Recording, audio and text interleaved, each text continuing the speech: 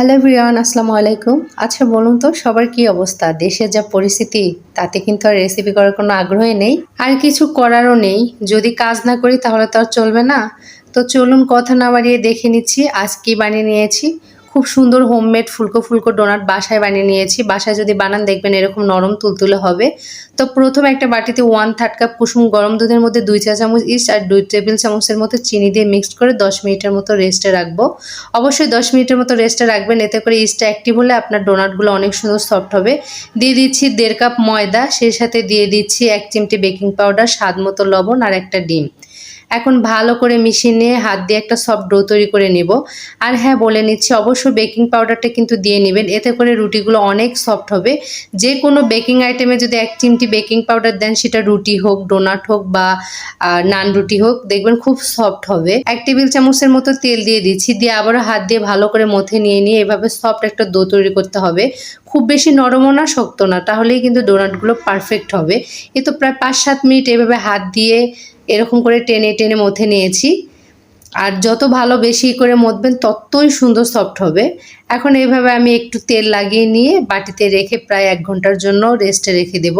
একটা গরম জায়গায় রাখলে ভালো হয়, তাহলে দেখবেন যে খুব দ্রুত ফুলে যাবে। এ তো দেখেন কত সুন্দর ফুলে উঠেছে। এখন হাত দিয়ে এভাবে চেপে চেপে বাতাসগুলোকে বের করে দিতে হবে। এই পর্যায়ে কিন্তু খুব বেশি মথা লাগবে না, যেহেতু আমরা প্রথমে খুব ভালো করে মথে নিয়ে একটা সফট ডো তৈরি করে নিয়েছিলাম, তাই খুব বেশি আর মথার প্রয়োজন নেই। জাস্ট এইভাবে হাত দিয়ে বাতাসগুলো চেপে চেপে বের করে একটা বোর্ডে নিয়ে নিয়েছি।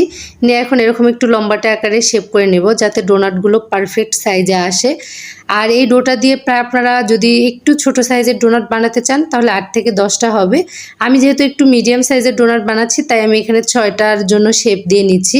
এভাবে একটু আগে না কেটে শেপ দিয়ে নিলে দেখবেন যে ডোনাটগুলো পারফেক্ট হবে। এই তো এখন আমি 6 ভাগের মতো ভাগ করে নিচ্ছি, এতে করে দেখবেন যে পারফেক্ট একটা ডোনাটের শেপ তৈরি হবে।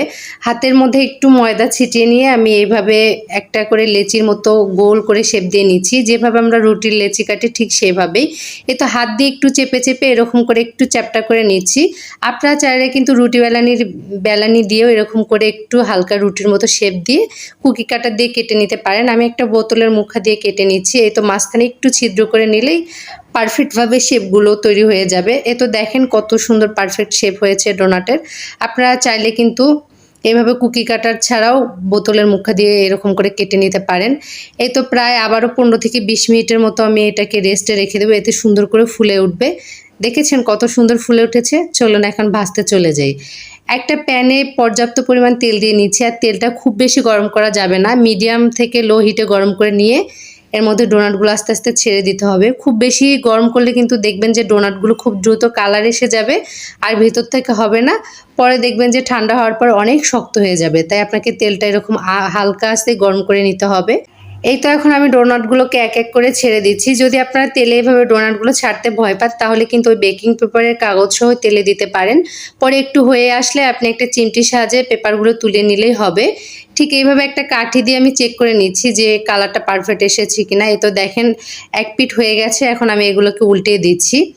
ভয় পাওয়ার কিছুই নেই, যদি আপনি মিডিয়াম থেকে লো হিটে ভাজেন তাহলে কিন্তু দেখবেন সবগুলো ডোনাট একদম পারফেক্টলি ফ্রাই করা হবে আর কালারটাও অনেক সুন্দর আসবে। এ তো দেখেন আবারও আমি উল্টিয়ে দিচ্ছি। আর এটা কিন্তু মিডিয়াম থেকে লো হিটে করে নেবেন, কোনোভাবেই কিন্তু এটাকে হাই হিটে করতে যাবে না, তাহলে ডোনাটের কালারটা একদমই বিশ্রী আসবে আর খেতে উপরটা ড্রাই হয়ে যাবে, একদমই ভালো লাগবে না। এই তো দেখেন আমি উঠিয়ে নিচ্ছি। কত সুন্দর ফুলকো ফুলকো ডোনাট কিন্তু বাসায় এভাবে তৈরি করা যায়। আর এই ডোনাট কিন্তু বাইরে অনেক চড়া দাম, 40 থেকে 50, কোনো জায়গায় 60 টাকাও কিন্তু আমি দেখেছি যে বিক্রি হয়।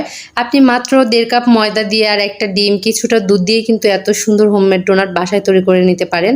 আর এটা কিন্তু 2-3 দিন পর্যন্ত সংরক্ষণ করা যায় বাইরে, কোনোভাবে নষ্ট হবে না, এরকম নরম তুলতুলেই থাকবে। পুরো টিপসটা যদি ফলো করে আপনি বানান।